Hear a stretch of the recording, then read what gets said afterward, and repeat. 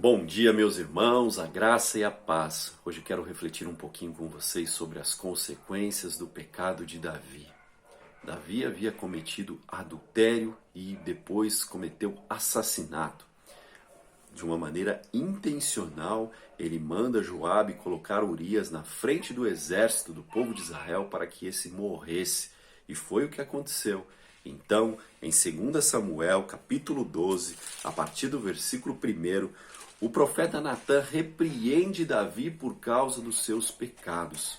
E se você perceber, a partir do versículo 9, toda a consequência do pecado de Davi vai estar ligada à sua família. Ele cometeu pecado contra a família de Urias. Agora ele receberia em sua família a punição pelos seus pecados, as consequências pelo seu pecado. Você vai perceber 4 consequências, pelo menos.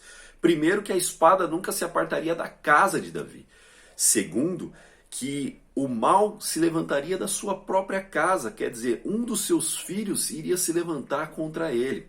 Terceiro, Davi seria constantemente traído por suas esposas em plena luz do dia.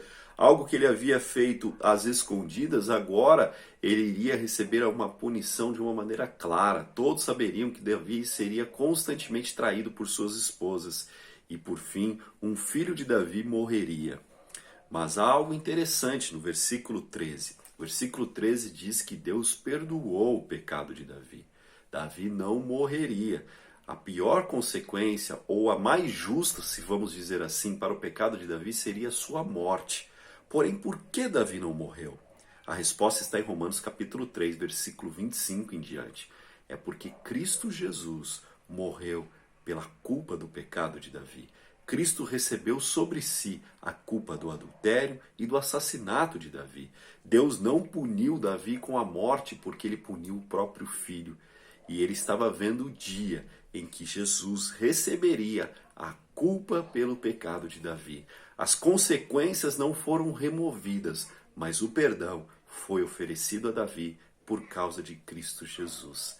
Que Deus te abençoe, que você tenha um ótimo dia.